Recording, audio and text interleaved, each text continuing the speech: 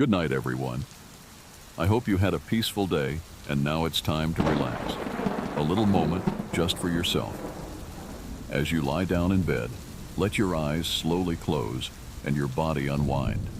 We are right here with you, ready to take you on another gentle journey through the night. Welcome to Stories for Sleep. People in the town of Windermere never talked about the house on Hollow Creek Road. It was an old, broken-down house at the very end of the street. Paint peeled from the wood like skin. The windows were foggy, and the door hung crooked on its hinges. The garden was wild and full of weeds, and the fence had long since fallen apart. But it wasn't the way it looked that scared people. It was the fact that everyone who slept inside that house never woke up. When I first moved to Windermere, I didn't know anything about the house. I came from the city, tired of the noise, the people, and my job. I wanted quiet. I wanted peace. I wanted somewhere to be alone. The house was cheap, too cheap. The real estate agent said it had history, but not to worry. People make up stories in small towns, she said, giving me a fake smile. I believed her. The first day I walked into the house, it felt cold. Not just cold in temperature, but empty, hollow. The kind of cold that stays in your bones no matter how many blankets you wrap yourself in. The rooms were dusty, the floor creaked. The fireplace hadn't been used in years, but it was mine.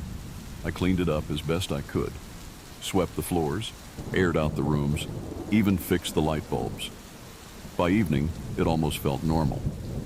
I ate dinner on the porch as the sky turned purple and pink. It was quiet, too quiet.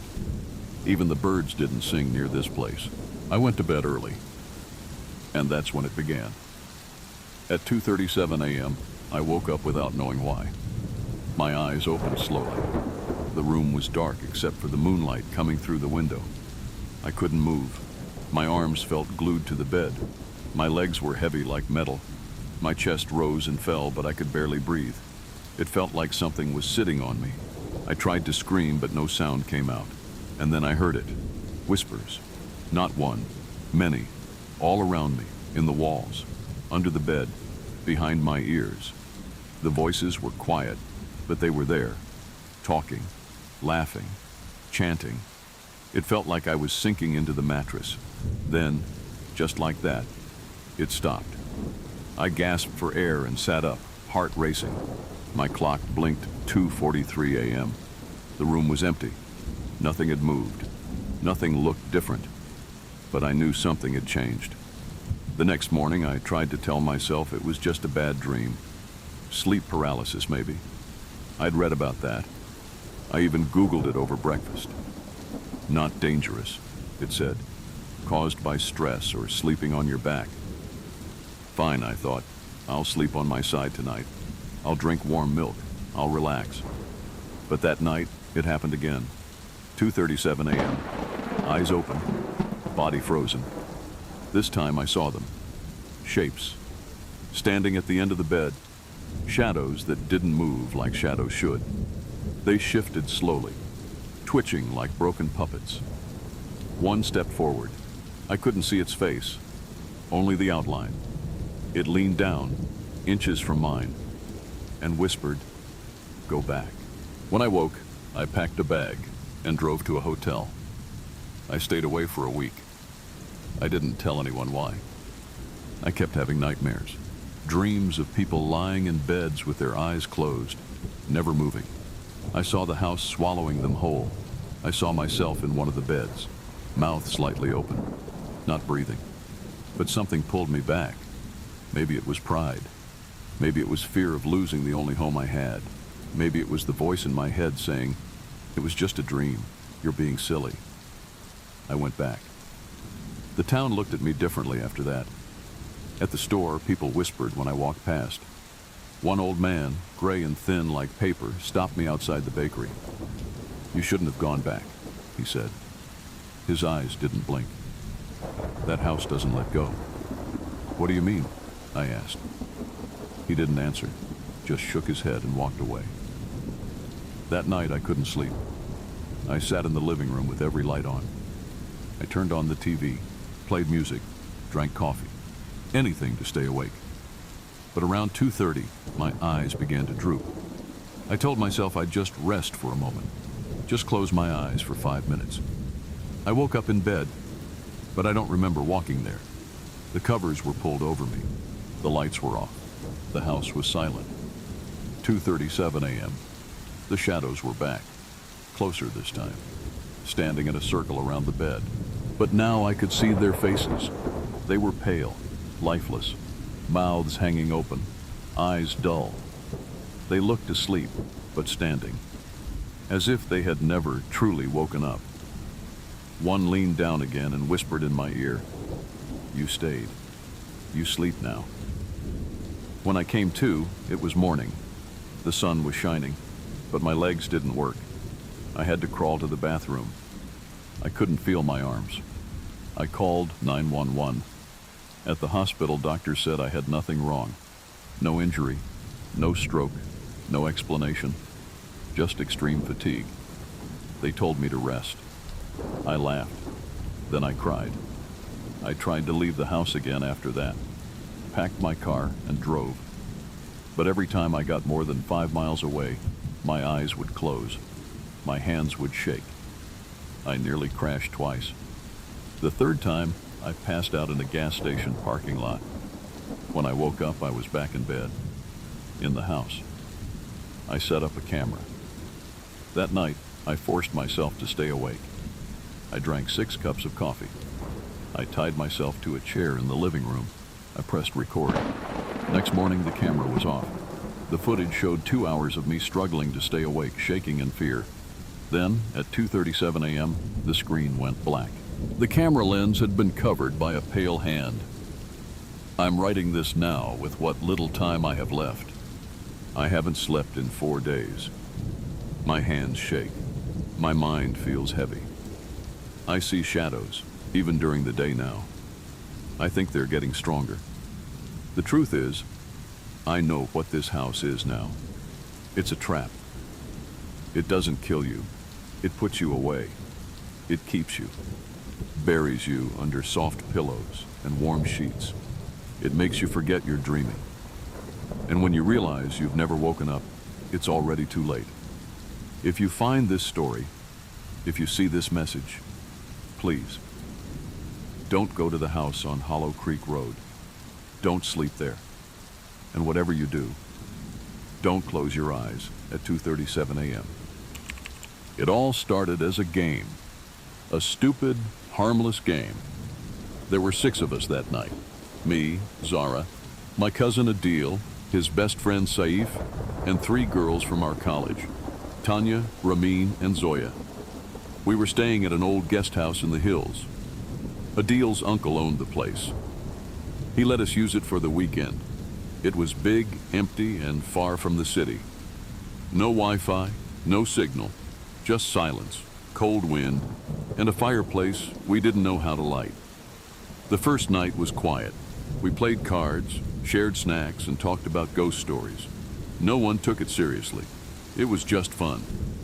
Until Tanya said, "Let's play something different. Let's play truth or dare, but with rules." "What kind of rules?" I asked. "No skipping turns, no lying, and most important, no saying no to the dare." We agreed, laughing. It was all harmless fun, or so we thought. The game started normally. Silly dares, embarrassing truths. Saif had to wear a scarf and dance like a grandma. Ramin confessed she once cheated on a test. We laughed until our sides hurt.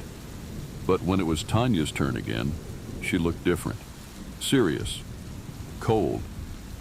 She smiled and said, "Zoya, truth or dare?" Zoya thought for a second. "Dare." Tanya leaned in and said, in a strange voice, "I dare you to summon the spirit of the house." We all went quiet. "What do you mean?" Zoya laughed nervously. Tanya didn't blink. "There's a story about this house, a girl who used to live here. She died in that back room, the one with the locked door. They say if you call her name, she answers." "What's her name?" Saif asked. Tanya said slowly, Maria. We thought she was joking, until she got up, took a candle from the shelf, and walked into the hallway. "Come on," she said. "Let's do it together. We're all here. No one's leaving, right?" One by one, we followed. The game had changed. We stood in front of the locked room. Tanya lit the candle and placed it on the floor. "She died right behind this door," she whispered. "They found her with her eyes open, her mouth full of mud. They said she tried to scream, but no one came." The hallway felt colder now. My skin prickled. "How do we summon her?" Ramin asked, her voice shaking. "Say her name 13 times, in a circle." "No way," I said. "This is stupid." But they began. "Maria, Maria, Maria." The words echoed. My heart pounded. I didn't join in. I just watched. When they said it the 13th time, the candle blew out. We stood in silence. Nothing happened, until the door creaked, just a little, a soft, low groan. Everyone backed away. Saif laughed nervously. "Probably wind," he said. Then we heard footsteps behind the door, slow, heavy, dragging. "Who's there?" Adil shouted. No reply. We ran. Back in the living room, we tried to joke about it. "It's just old wood," Zoya said. "Old houses make noise." But no one was really laughing anymore. That night, none of us slept well. I kept hearing whispers. I thought it was just the wind. But when I looked over at Tanya, she was sitting up in bed, eyes wide open, not blinking, just staring at the door. The next morning, things were wrong. Ramin couldn't speak. Her voice was gone, just gone. No sore throat, no cough, just silence. Zoya found muddy footprints next to her bed, leading to the window, which was still locked from the inside. Saif had scratches on his back, 3 long lines, red and raw. And Tanya, she was smiling, quiet, calm, too calm. We tried to leave that day, but Adil's car wouldn't start, not even a click. The phones still had no signal, and the landline in the hallway, dead. We were trapped. That night, the door opened, not all the way, just enough to see the darkness behind it. We stared at it. No one moved. Then Tanya stood up and walked toward it. "Don't," I whispered. She looked back at me. Her voice was flat. "She called me. I have to go." She stepped inside. The door slammed shut. We ran to it, banging, screaming. No reply. 10 minutes later, the door creaked open again. The room was empty. Tanya was gone. We didn't sleep. We sat in a circle with the lights on, holding anything we could as a weapon. I held a fire poker. Zoya had a frying pan. Saif held the candle from before. At 3:03 a.m., the lights went out. Something breathed in the corner, low, raspy, wet. Saif raised the candle, and in the flicker of the flame, we saw her, not Tanya. Maria, hair soaked, eyes wide open, mud dripping from her mouth. She didn't walk, she glided. Saif dropped the candle. Darkness, screams, then silence. When I woke up, it was morning. I was alone. No Saif, no Adil, no Ramin, no Zoya, no Tanya, just me. The front door was open. My phone had full signal. The car was gone. No sign of the others. I ran, all the way to town. I told the police. They searched the house. They found no footprints, no candle, no scratches, and no sign anyone else had been there, except for one thing. On the mirror in the hallway, written in mud, were 4 words: "Truth or dare, Zara." I don't sleep much anymore, and when I do, I hear her whisper, "Your turn." My name is Hira. I never believed in ghosts. Not really. I liked horror movies, scary books, and ghost stories, but I always thought they were fake. Until something happened to me that changed everything. It all started after I moved into my new apartment. I had just gotten a new job in Lahore, and I was excited to finally live alone. The apartment wasn't perfect. It was small, a little old, and the building creaked at night. But it was cheap, and it had a big bedroom window that let in the morning sun. I felt proud, independent. The first night was peaceful. I unpacked my bags, cooked noodles, and watched a movie. I fell asleep quickly, too tired to even think. But around 2 a.m., I felt something strange. It was like something lightly touched my head. Not hard, not painful, just a soft stroke, like fingers running through my hair. I woke up instantly. My room was dark, quiet. The fan above was spinning. The curtains moved slightly with the breeze. Nothing seemed out of place. I checked my phone, 2:03 a.m. I told myself maybe it was a dream, or maybe I brushed against something in my sleep. I went back to bed. But the next night, it happened again. This time I was lying on my side, facing the wall, when I felt it. Fingers combing slowly through my hair. Light, cold, careful. I turned around quickly. There was nothing. No one. I kept the lights on after that. After a few nights, I started doubting myself. I even laughed about it to my cousin Ariba over a voice call. "I think I have a ghost hairdresser," I joked. But deep down, I wasn't laughing. I started sleeping with my hair tied up in a bun, thinking maybe it would stop. It didn't. The ghost, or whatever it was, seemed gentle, but it didn't stop. It kept playing with my hair every night around 2 to 3 a.m. Always the same slow strokes, never painful, never harsh, almost like affection. And then one night, I whispered into the darkness, "What do you want?" The stroking stopped. That night I didn't sleep at all. The next day I talked to the landlord. I asked if anything strange had ever happened in the apartment.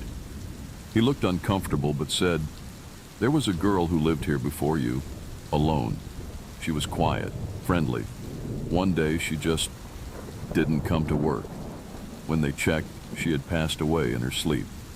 No signs of struggle, just gone." I felt cold all over. "What was her name?" I asked. "Same as you," he said, frowning. "Hira." I left without saying a word. That night I stayed at a friend's place. But something happened that made it worse. I woke up at 2:08 a.m. at her place, and my hair was being touched. I froze. I didn't even open my eyes, but I knew what it was. That same cold, gentle touch, as if something had followed me. I returned to my apartment the next day. I was done running. I lit incense. I read verses. I placed salt at the corners of the room, something my grandmother once told me protects from spirits. But when I lay down to sleep, eyes wide open, lights on, the air still changed around 2 a.m. She came again. This time I sat up and whispered, "Are you lonely?" The room felt heavy. I couldn't hear a reply, but the air around me shifted, like something wanted to speak. After that, things changed. She began touching my hair during the day too, while I worked at my desk, while I watched TV. Sometimes the touch was so clear, so real, I would flinch. She didn't seem angry, just present. Then one night, I woke up gasping. My hair was pulled hard, not gently but sharply, as if someone had yanked it in anger. "Stop it!" I shouted, heart racing. Everything went still. I didn't feel her for 2 days after that. But on the third day, I found something on my pillow. A single strand of hair. Not mine. It was long, black, and had a scent I didn't recognize, like flowers mixed with dust. I started researching spirits. Everything pointed to one thing. The ghost wasn't evil. She was attached to the room, or maybe to me. I had the same name, the same age. Maybe she thought I was her. Maybe she was trying to live again, through me. That scared me more than anything else. I tried sleeping somewhere else again, a hotel this time. Still, at exactly 2:11 a.m., I felt fingers brush my hair. I woke up crying. I knew then I couldn't escape her. One night, I tried something new. Before sleeping, I laid out a piece of paper and a pen. I whispered, "If you need something, write it." I turned off the lights and went to bed. The next morning, the paper was blank. But the pen had moved. It lay sideways across the page. A week passed, no change. Then one night, I had a dream. In it, I was standing in front of a mirror. My reflection didn't match me. It was another Hira. Her skin was pale, her hair longer. She looked sad. Her lips moved, but I couldn't hear her. I whispered, "What do you want?" She pointed to my chest, then disappeared. When I woke up, I knew what she wanted. She didn't want revenge. She didn't want to hurt me. She just didn't want to be forgotten. I searched her name online. I found a memorial article, a small news report about a young woman named Hira, and who had died in her sleep 5 years ago. No known cause, no family listed, just a short line. She was kind, quiet, and loved to braid her hair every night before bed. That broke me. She was just alone. I printed her photo. I put it in a frame. I lit a candle next to it. And I said, "You can stay, but please don't touch me anymore. Just rest." That night, she didn't come, or the night after. It's been 3 months now. No more hair touching, no whispers, no shadows.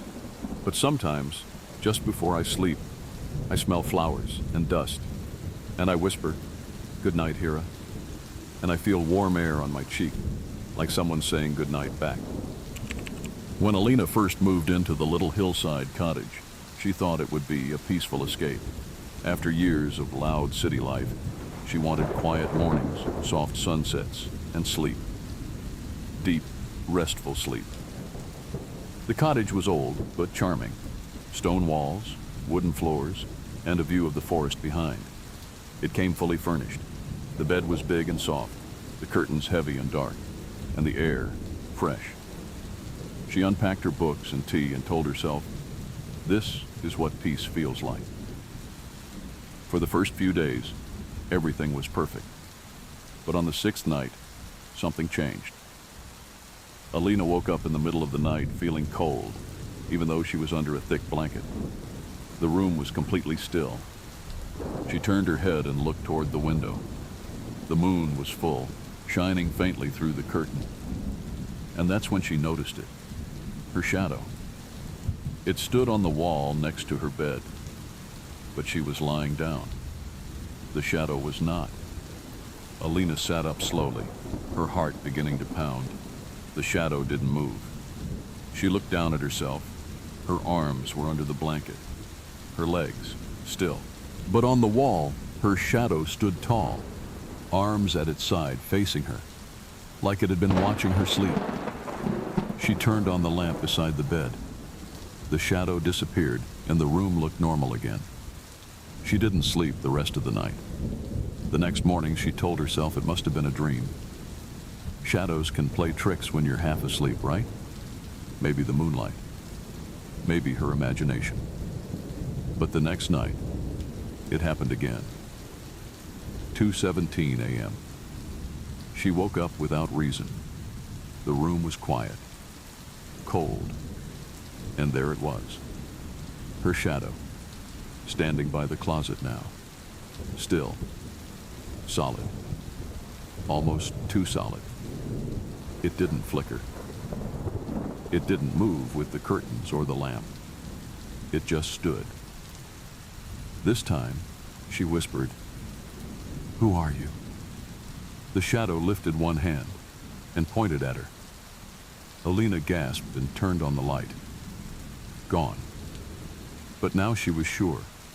Her shadow was alive. And it wasn't hers anymore. She tried everything to understand it. She checked for strange shapes outside the window. She moved the furniture. She even called an electrician to make sure the light fixtures weren't faulty. But nothing changed. Every night, Around 2 to 3 a.m., the shadow would appear somewhere new, standing, sometimes sitting, once even crawling across the wall, always frozen when she looked straight at it, but it was getting closer each time. She stopped sleeping. Her eyes stayed red. Her hands shook. She drank too much coffee and left all the lights on. Still, one night her body gave in, and she slept. She dreamed of herself, standing in the mirror. But her reflection didn't move. It only stared back. Then it reached out of the mirror, and touched her chest. When she woke up, she had a hand-shaped bruise near her heart. She packed her bags that day, called a cab. But when it arrived, she couldn't find her car keys. Then her phone went missing. Then the door wouldn't open. It was unlocked, but something heavy pressed from the other side. It didn't want her to leave. That night, she stared at the wall until sunrise. The shadow never showed. She thought maybe it was gone. Until she went into the bathroom the next morning, and her reflection wasn't moving. It stared. It blinked out of sync. It smiled. She didn't. She backed away. The reflection stayed still for a second longer, then slowly turned its head on its own and walked out of the mirror.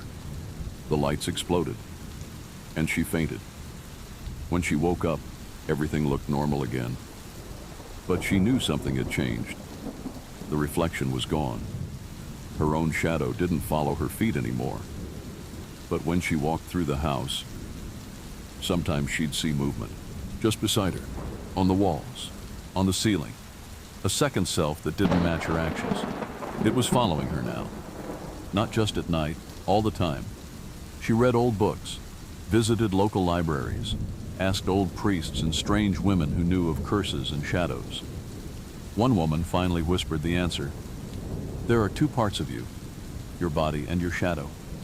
But when the shadow gets curious, sometimes it wants to be more.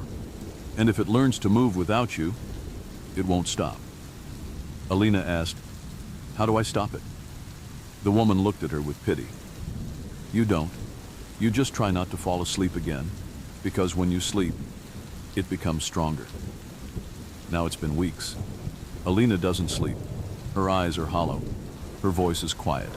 She walks around in her cottage, always watching the walls, always checking the mirrors. And when she closes her eyes for even a second, she feels it. Her shadow, watching her, waiting. She's no longer sure if she's the real Alina, or if the shadow already took her place. Because the people in town say they saw her yesterday, smiling. But her house remains locked, and the lights inside haven't turned off for 13 nights. It was just supposed to be a joke, a dare, a one-night sleepover. But that night in the abandoned hospital changed us forever. There were 5 of us, me, Arham, my cousin Daniel, our friend Fiza, her younger brother Samir, and Zara, the brave one in the group. We were all between 17 and 19 years old, bored, and looking for something cool to do over our semester break. That's when Daniel said, let's stay the night in the old hospital outside town. The building had been closed for almost 20 years. People said it was haunted, but we didn't believe in ghosts. It was just an old broken place, windows shattered, paint peeling, ivy growing up the walls. The perfect place for a scary adventure. We packed snacks, sleeping bags, and flashlights. Told our parents we were staying at each other's houses. None of us knew that by the next morning, we would never speak of that night again. We entered the hospital just before sunset. The front doors were sealed with chains, but we found a broken side window and climbed through. The inside was colder than we expected. Not normal cold, but the kind that creeps into your skin. Creepy, but cool, Samir whispered, trying to act tough.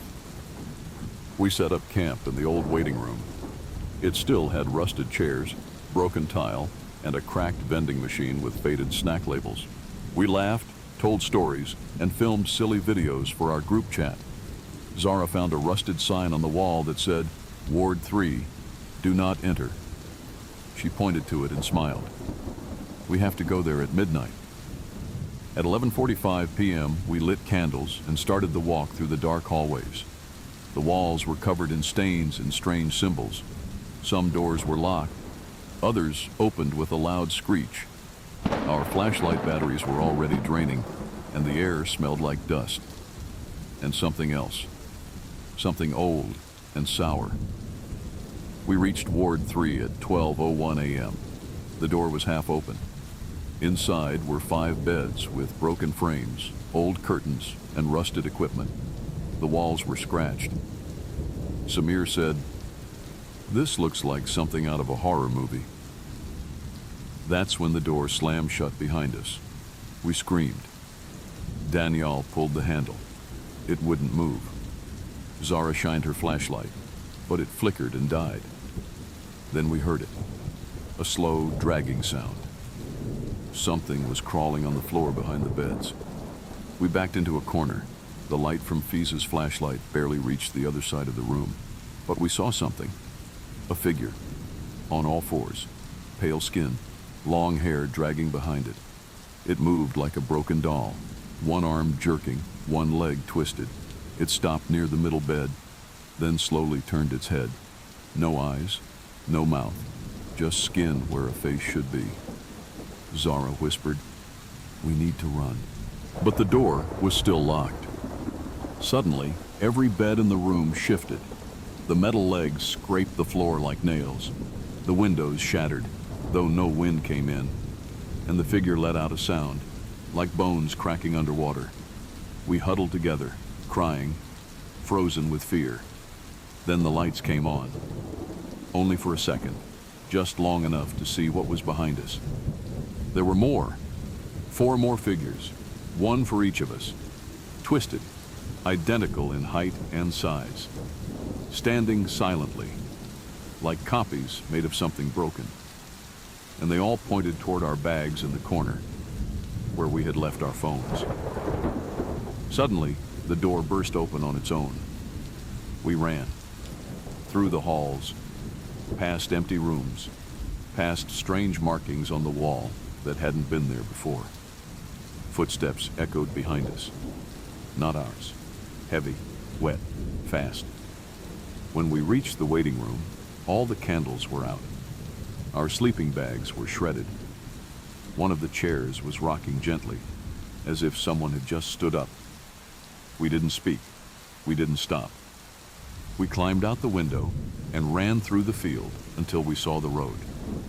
We didn't stop running until we reached Daniel's car. He tried to start the engine. It failed. Again. Again. Then, without touching it, the car started on its own. We drove all the way back to town in silence. The next day, we each found something strange at home. Zara's mirror had deep handprints on the inside of the glass. Fiza's bedsheet was torn in 5 long lines, like claws. Samir said his phone kept showing pictures he didn't take, all from Ward 3. And me? I woke up with hospital bands around my wrist. My name wasn't on them. We tried to talk about it once, a few weeks later. But every time we did, we felt sick, dizzy, cold, like someone was watching us. So we made a promise. Never go back. Never tell anyone. Never speak of what we saw in Ward 3. And we never did. But some nights, when I close my eyes, I hear the metal beds scrape against the floor. And I know that sleepover in the abandoned hospital never really ended. It was a rainy Friday night when we found the game. My friends and I, Aman, Hassan, Neha, Sarah, and myself, Ali, had gathered at Hassan's farmhouse for the weekend. No parents, no teachers, just snacks, scary movies, and laughter. The plan was simple. Stay up all night, play games, and enjoy the storm outside. But things never go the way you plan. Around 9 p.m., the electricity flickered. Then it died. No Wi-Fi, no lights, just the sound of thunder and the flashlight from Hassan's phone. "Let's go into the attic," he said. "Maybe we'll find something fun up there." So we went. The attic was dusty and full of old boxes. We found broken toys, books with missing covers, even a cracked mirror. But then, in one dark corner, we found a wooden box wrapped in cloth. Sarah opened it. Inside was a board game. It had no brand name, no instructions, just a black board with strange gold lines forming a spiral pattern. In the center, written in old-style letters, were 3 words: dream, sleep, obey. There were no dice, no cards, just 5 round pieces and a spinner shaped like an eye. We laughed at how weird it looked. Then Neha said, "Let's try it. What's the worst that could happen?" We sat in a circle and placed the board in the center. One by one, we put our fingers on the spinner. It felt warm. The spinner turned by itself. It stopped in front of Hassan. A gold light flashed on the board, and a message appeared, written in glowing letters. "Hassan, close your eyes. Obey the dream." We stared at each other, confused, nervous. Hassan laughed awkwardly and said, "Fine, I'll play along." He closed his eyes. 2 seconds later, he fell back, unconscious. We panicked. "Aman, check him!" I shouted. But Hassan's breathing was normal. Pulse. Okay. Eyes shut tight. He wasn't waking up. Then the spinner moved again. It pointed to Sarah.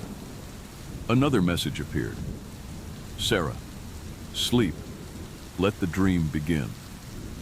She tried to run, but the moment she stood up, she collapsed to the floor, eyes closed, mouth open, as if pulled into a deep sleep. Now we were really afraid. Neha tried to throw the board away, but it stuck to the floor like it was nailed down. Aman grabbed Sarah's shoulders, shook her. Nothing. Both of them looked peaceful, but far too still.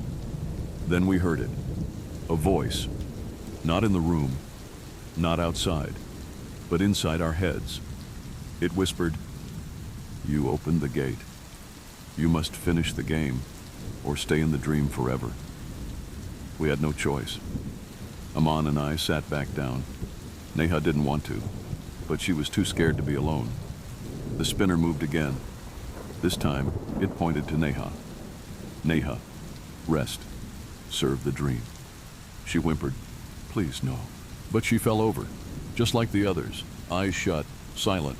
Just me and Aman now. He looked at me. "We end it. We finish it, whatever this is."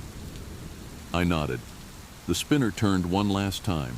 It pointed at me. "Ali, dream. Become one of us." I tried to fight it. I screamed, but my body stopped listening. My eyelids dropped, heavy like stone. Everything went dark. I found myself in a strange place, a room without walls, floating in gray mist. In front of me were my friends, but they didn't look right. Hassan's mouth was stitched shut. Sarah's eyes were black and dripping. Neha floated above the ground, twisting slowly. Aman stood still, his shadow stretching in every direction. Behind them, the board hovered in the air. It spoke, not with sound, with thoughts. "This is the dream. This is the game. You play, you obey, or you stay." I screamed, "How do we finish?" It responded, "Only one wakes. Only one wins." My friends turned to me.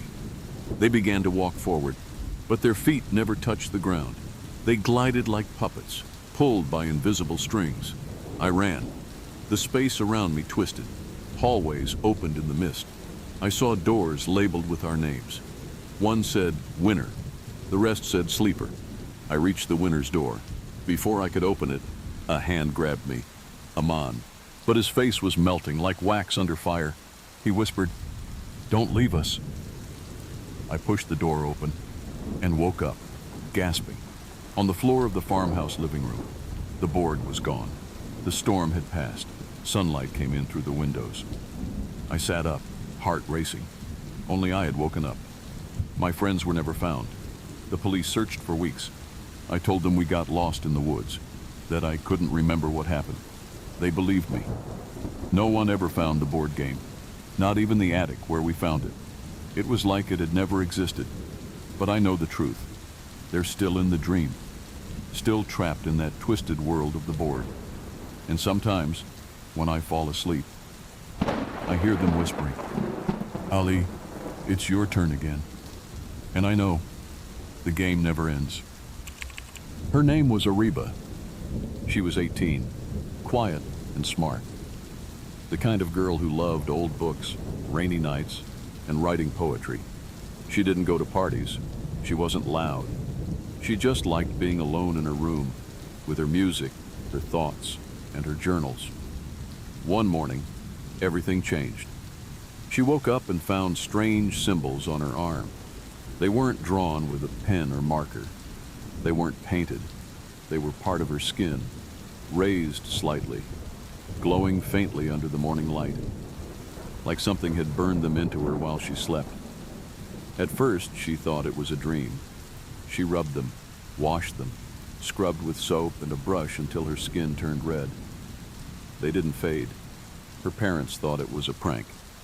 "Maybe someone drew on you while you slept," her mother said. "With what?"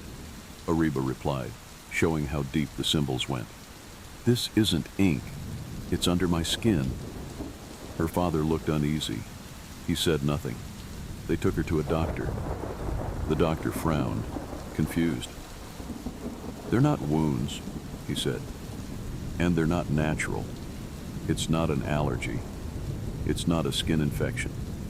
She was sent to a dermatologist. Same answer. The only thing everyone agreed on was this: they weren't normal. The symbols were strange. They weren't from any language she recognized. Not Arabic, not Sanskrit, not Chinese, not even anything you'd see in history books. But they looked ancient, powerful, like something that had meaning once, long before people forgot what it was. The weirdest part? Every night when Ariba went to sleep, the symbols moved. Not much, but enough to notice. In the morning, the shapes were different. New lines, new curves, as if someone had added more during the night. She began locking her door at night. She placed her phone camera on the shelf, set to record while she slept. The next morning, the camera was off. The battery drained. She always charged it, but somehow it shut down around 2:47 a.m. every night. She tried it again the next night, using her laptop this time. Same thing, shut down. 2:47 a.m. On the fourth night, she stayed awake. She kept the lights on, sat up in bed with coffee and a flashlight. But around 2:30 a.m., her eyes grew heavy. Her head dropped. She woke up at 2:49. The lights were off, the door unlocked, and two more symbols had appeared. She became obsessed. She searched the internet for ancient markings. She posted photos on strange forums. Most people laughed. Some said it was fake, but one person replied seriously. A message with just 5 words. "Don't let it complete." Ariba's heart dropped. She replied back instantly, "What happens if it completes?" No response. She refreshed the page. The user was gone. The message deleted. The next day, she looked in the mirror. The symbols had reached her shoulder. A full ring of them now circled her upper arm, like a seal, a lock, or a key. She began dreaming, but not normal dreams. Dark forests, empty temples, voices chanting in a language she didn't understand. A figure watching her, tall, with no face, skin like black stone, and long fingers that reached toward her. Every time she tried to run, the symbols on her arm burned. When she woke up, her room smelled of ash. One night, she went to her grandmother. Ariba rarely spoke to her. She was old, traditional, believed in jinns and evil spirits. But now, Ariba had nowhere else to go. Her grandmother looked at the marks and froze. "These are wardings," she whispered. "This is not random. This is ancient. It is a binding." "Binding for what?" Ariba asked. "To keep something in," her grandmother said. And you are the gate. That night, her grandmother made her drink rose water and sleep with verses under her pillow. But the dream came anyway. Only this time, it was different. She wasn't alone. In the dream, other girls stood beside her, girls she'd never seen before, all with the same symbols, all crying, all screaming. Their arms glowed red, and one by one they were pulled into the dark. A voice whispered, "Only one survives. The last one breaks the seal." Ariba woke up screaming. She looked at her arm. The final symbol had appeared. The circle was complete. The house shook. Lights exploded. Her door slammed shut. Her mirror cracked from the center. And the air turned heavy, like something enormous had entered the room. She dropped to the floor, crying, shaking, praying. Then she heard it. A breath. Not hers. Behind her. She turned slowly and saw the figure from her dreams. Tall, silent, watching. It raised a hand and pointed at her arm. The symbols glowed brightly, too bright, and then turned black. And then, silence. The figure faded. The marks vanished. It was morning. Sunlight came through the window. Her parents knocked. "Ariba, you okay?" She opened the door. Her arms were clean. No symbols, no pain, no whispers. For 3 days, she lived normally. She laughed again, ate again, slept peacefully. Until one evening, while brushing her hair, she saw something in the mirror. On her back, a single new mark, starting at the base of her neck. And that night, at exactly 2:47 a.m., she heard a voice again. Gate reopened. Because it wasn't about her arm. It was never about where the symbols were. It was about what was waiting to come through. They say if you say Candyman 5 times into a mirror at night, he appears. Nobody really believes it, at least not until it happens. My name is Mina. I'm 17. I live in a small town where nothing exciting ever happens. Just boring school days, late night snacks, and TikTok trends. One night, my friends and I were having a sleepover at my house. There were 4 of us, me, Ariba, Sana, and Fariha. It was around 1 o'clock a.m. We had just finished watching a horror movie, and our hearts were still racing. That's when Fariha said, "Let's try the Candyman challenge." We all froze. "You're joking, right?" I asked. But Fariha smiled. "Come on, it's just a game. You say his name 5 times in the mirror and he's supposed to come. But no one really ever sees anything." Sana shook her head. "That legend is old. It's American. It doesn't work here." "Ghosts don't care about borders," Ariba said, half joking. We laughed, nervously. But then, we did it. We stood in the bathroom, lights off, candle in hand. The mirror in front of us showed our reflections, blurry, flickering, nervous. We held hands, and together we said, "Candyman, Candyman, Candyman, Candyman, Candyman." We waited. Nothing happened. We laughed, mostly from relief. "I told you it was fake," Fariha said. "Now let's eat more chips." We forgot all about it. Until 2 a.m. It started with a knock at the door. Not the front door, the bathroom door, the one we had left wide open. Now it was shut, and someone, or something, was knocking. Knock, knock, knock, slow, deliberate. We stared at each other. No one moved. Then Ariba whispered, Did someone go in there?" "No," I replied. "We've all been here." We crept toward the door. The knocking stopped. I reached for the handle. It opened on its own. The room was empty. The candle had melted into the sink. The mirror was fogged up.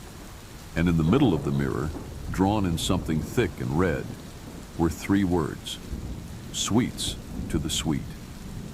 My hands went cold. "That's from the legend," Sana whispered. "He says that." Suddenly, Fariha screamed. We turned. There was a piece of candy on her pillow, wrapped in shiny gold paper, sticky, still warm.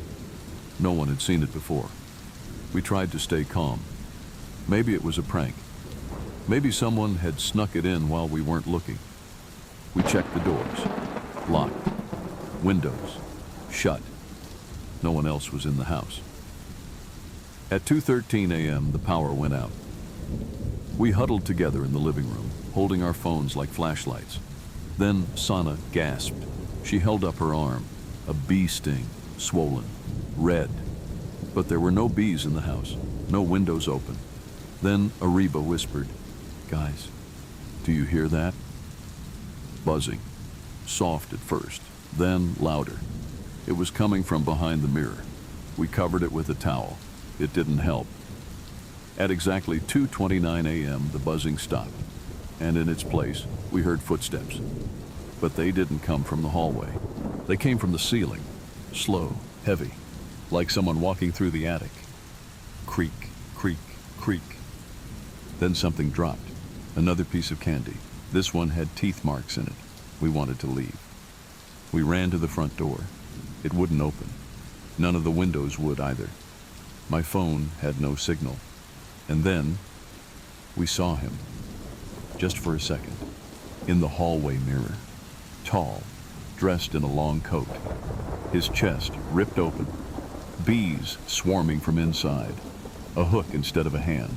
His eyes were black, and he was smiling. We screamed. The lights flickered on for just a moment. He was gone. But on the wall, scratched deep into the paint, were the words, "You called me." That night, we didn't sleep. We waited for the sun to rise.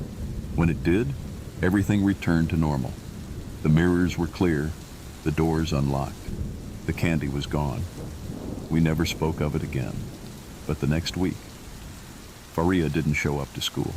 Her parents said she was sick. Then Ariba went silent, wouldn't answer texts, stopped leaving her house. Then Sana. One by one, they vanished from normal life. I was the only one left. Until last night. I woke up at 2 a.m. There was a piece of candy on my pillow.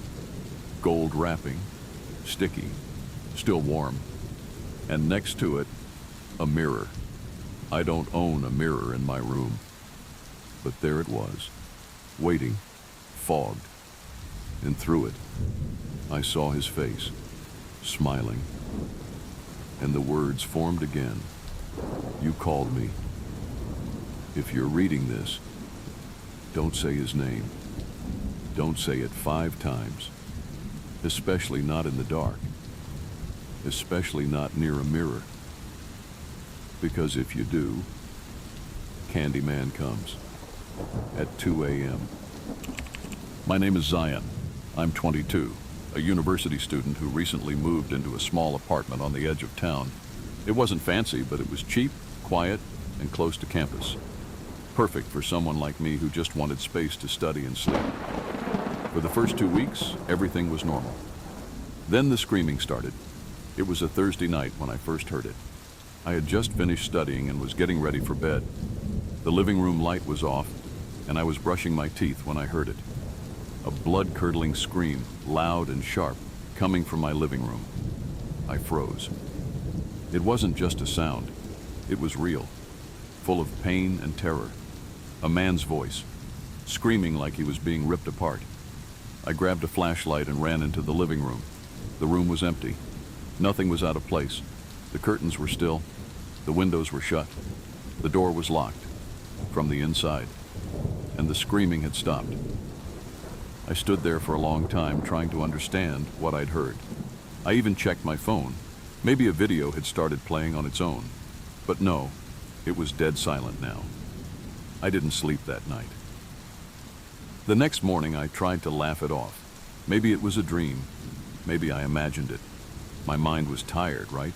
But that night, at exactly the same time, 12:43 a.m., the scream came again, louder. And this time, there were 2 screams, a man and a woman. overlapping, one begging, one howling. I ran into the living room again. Still nothing. The lights flickered. The air was freezing, but no one was there. I started recording my nights. I set up my phone in the living room and pressed record before going to bed. In the morning, I checked the video.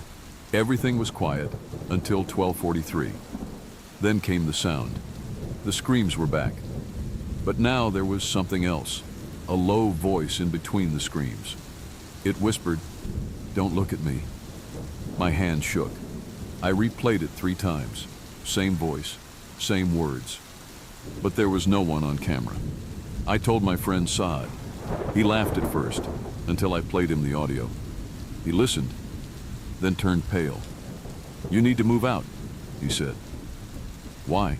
I asked. He paused. "Because this building, something happened here." He told me about a fire 10 years ago. An accident, or maybe not. A couple had lived in the same apartment I now rented. The man was said to be angry, violent. The woman tried to leave him. One night, their neighbors heard fighting, then screams, then silence.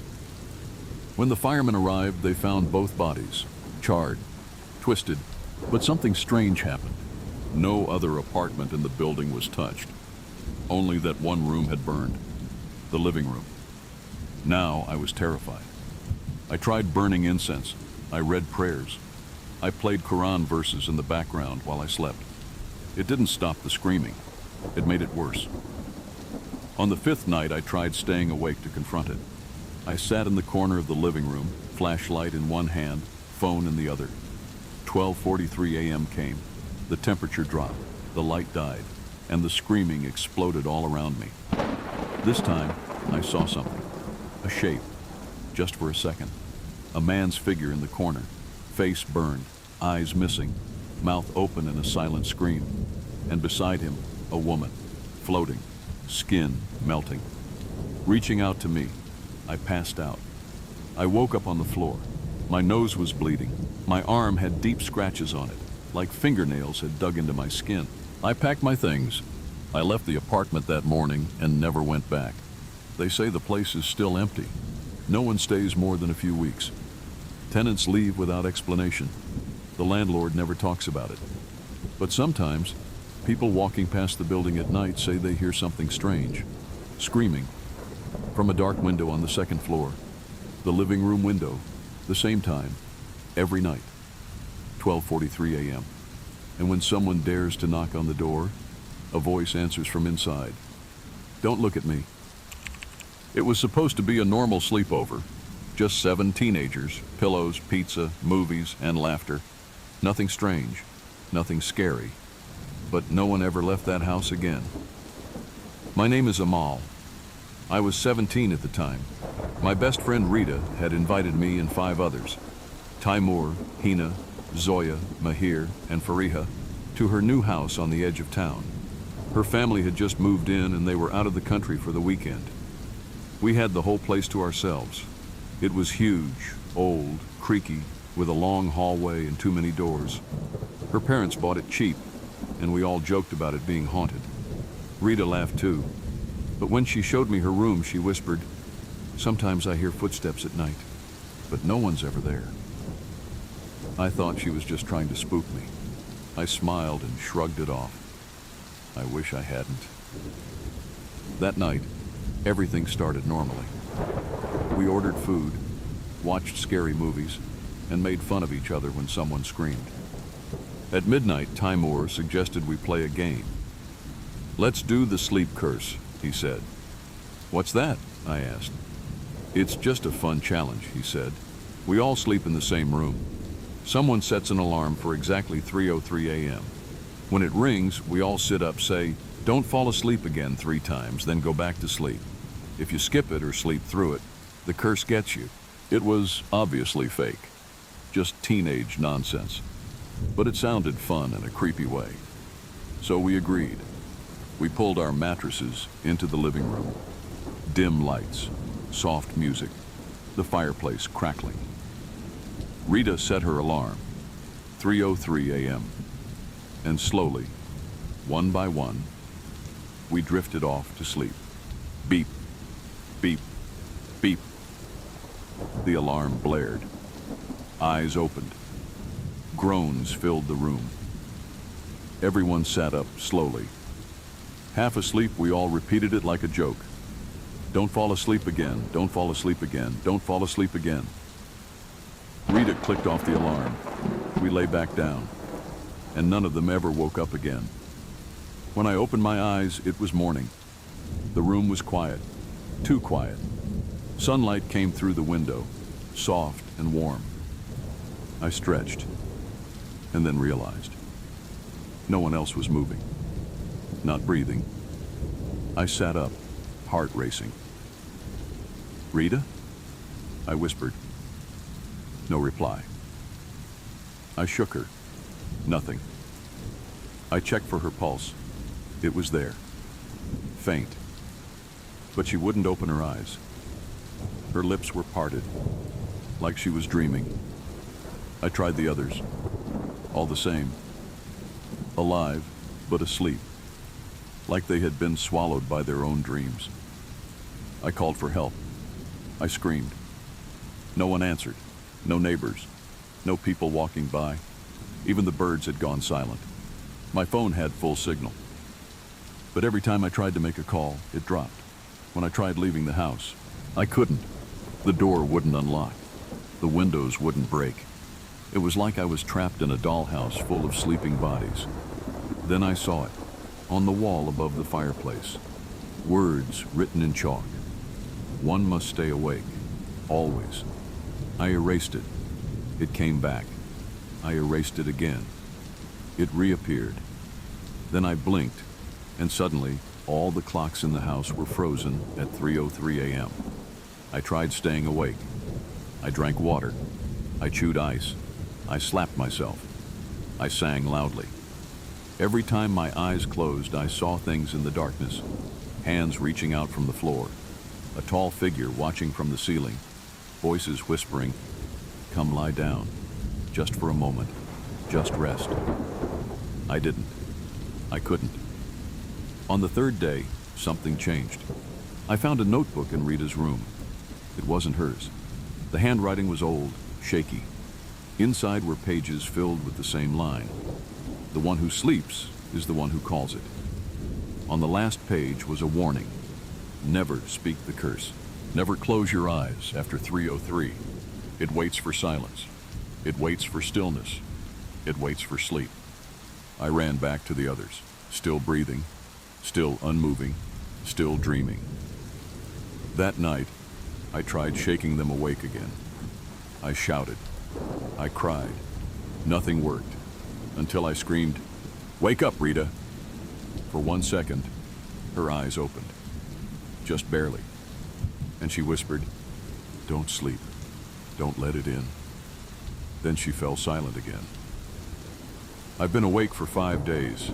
My skin is pale. My eyes burn. I can't think straight.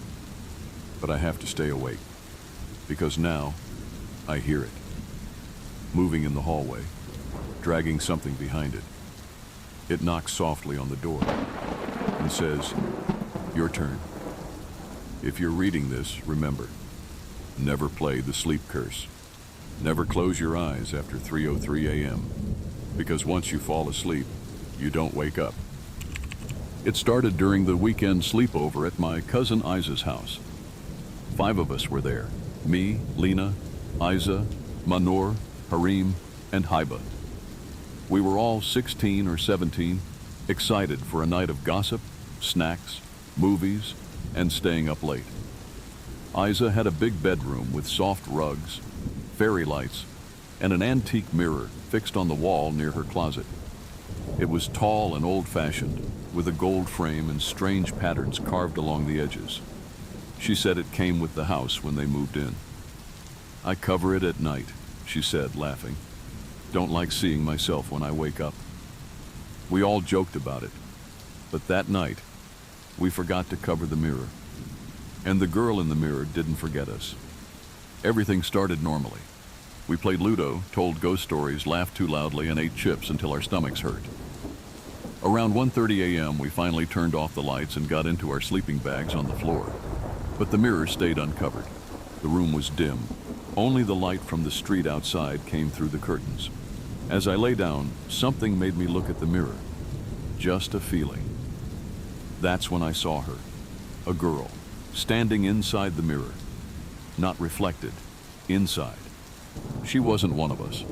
She had long black hair that hung like wet ropes. Her head was tilted. Her eyes were too wide.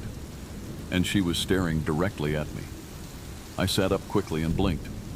The mirror was empty. I told myself I was tired, seeing things. I lay back down, and I didn't look again. Around 3 a.m., I woke up to the sound of breathing. Not light, calm breathing, but slow and heavy, like someone trying to stay quiet while standing very close. I opened my eyes. Everyone else was asleep, except one girl. She sat cross-legged in the corner of the room, back to the mirror, her face hidden in the shadows, her head turned slightly, just enough for me to see one glowing eye. I whispered, "Isa?" No reply. I turned on my phone's flashlight, and in that moment, the girl was gone. No one was in the corner, but in the mirror, I saw 5 sleeping girls, and one more sitting up, smiling. I screamed. The others woke up, confused. I tried explaining. They thought I was sleepwalking. "It's just a dream," Lena and Manur said. "You're tired." But when we all looked at the mirror together, it only showed 4 of us. One reflection was missing. Heba stood there, waving her hands, but her reflection didn't move. It just stood, smiling. We covered the mirror with a blanket, but by morning the blanket was on the floor, neatly folded, and the mirror was clean, too clean, as if someone had polished it from the inside. After that night, everything changed. Heba stopped talking. She would just stare into space, eyes wide open like she was still watching something we couldn't see. Manur kept sleepwalking. We found her standing in front of the mirror one night, whispering, "She's cold. She wants to lie down." Isa developed bruises on her arms, like handprints. Every morning, new ones. Harim said she kept dreaming of drowning. Me? I stopped sleeping. One night, I stayed awake and watched the mirror. At exactly 2:57 a.m., it shimmered, like water, and the girl stepped out. Not climbed, not floated, just appeared. Standing at the edge of the rug, she walked silently among the sleeping bags, her head jerking side to side. She crouched next to Manur and crawled into the sleeping bag with her. The bag twitched. I couldn't scream. I was frozen. Then the girl looked at me and smiled. In the morning, Manur was cold. She didn't wake up. Doctor said it was sudden heart failure. No signs, no reason. Just stopped. We knew better. The girl had taken her. We tried to leave that day. But before we left, Isa's mom told us something strange.